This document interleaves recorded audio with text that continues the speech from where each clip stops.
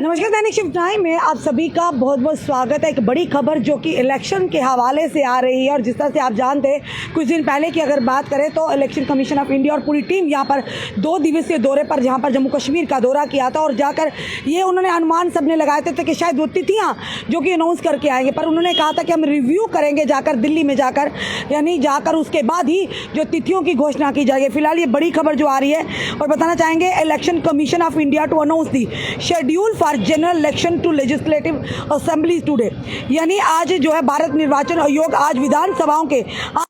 कार्यक्रम की घोषणा करेंगे। यानी आज हो सकता है तिथियों की घोषणा हो सकती है और आज एक प्रेस वार्ता होगी और बताना चाहेंगे press conference by election commission of India to announce the schedule for general elections to legislative assemblies. और 16 अगस्त को 3 बजे आज जो कि घोषणा होगी और प्रेस कॉन्फ्रेंस जो होगी प्लेनरी हॉल विज्ञान भवन न्यू दिल्ली में आज 3 बजे जो कि प्रेस वार्ता होने वाली है। और प्रेस वार्ता में बताना चाहेंगे इलेक्शन कमीशन ऑफ इंडिया जो है वो शेड्यूल की घोषणा करेंगे जो आने वाले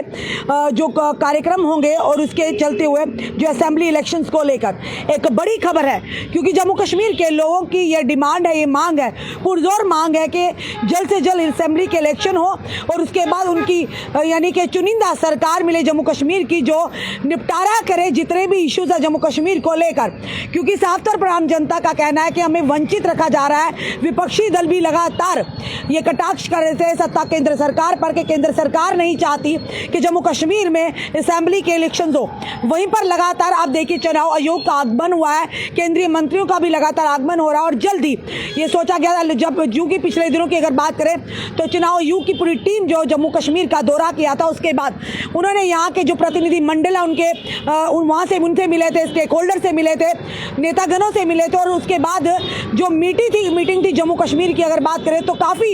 ये कहेंगे फ्रूटफुल रही और ये लग रहा था कि जल्द ही चुनाव की तिथियों को कार्यक्रम को घोषणा करेंगे। अल्टीमेटली आज 3 बजे चुनाव आयोग जो है वो आज एक बैठक करने वाली मीटिंग यानी कि प्रेस वार्ता करने वाले हैं और प्रेस वार्ता में भी शेड्यूल होगा जनरल इलेक्शन ऑफ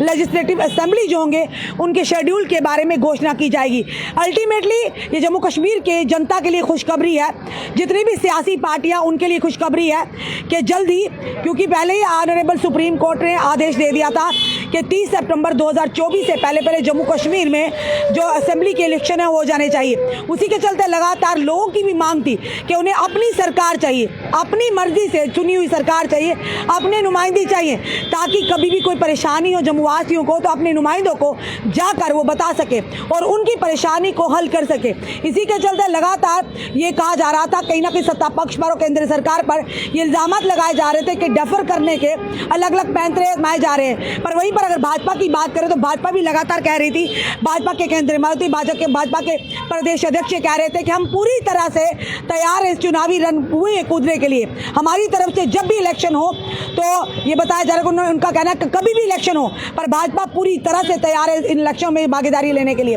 वहीं पर आप कहीं ना कहीं कहेंगे विपक्षी दलों के लिए भी खुशखबरी है और लगातार आप देख रहे हैं सियासी सरगर्मियां शुरू हो चुकी है, सियासी गलियारों में हलचल भी शुरू हो चुकी है और जल्दी आज 3 बजे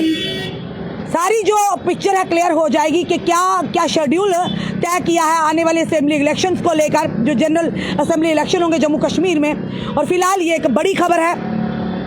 इतने सालों के बाद जम्मू कश्मीर की जनता को मिलेगी अपनी चुनिंदा सरकार। और सबसे बड़ी, इससे भी बड़ी बात है कि पहले कह दिया गया था कि अब जो आर्टिक इलेक्शन के बाद मिलेगा राज्य का दर्जा वापस। वहीं पर कई सारे ऐसे सियासी समाजी दल था वो साफ तौर पर कह रहे हैं कि हमें इलेक्शन से पहले स्टेटहुड का दर्जा वापस मिलना चाहिए, क्योंकि देश के गृह मंत्री अमित शाह जी ने बार बार कहा था कि जल्द आपको मिलने जा रहा है जम्मू कश्मीर का राज्य का दर्जा वापस। पर वहीं पर लगातार कहते 5 साल हो गए हैं, आज भी जनता और विपक्षी दल लगातार इसी बात को उठा रहे हैं कि आखिर कब मिलेगा हमें वो जम्मू कश्मीर का दर्जा वापस, क्योंकि ये हमारी प्यारी रियासत थी जो महाराजा हरि सिंह जी की देन थी। हमें डिमोट किया गया है, पहली बार ऐसा सुना होगा, यानी यूटी से रियासत बनते हुए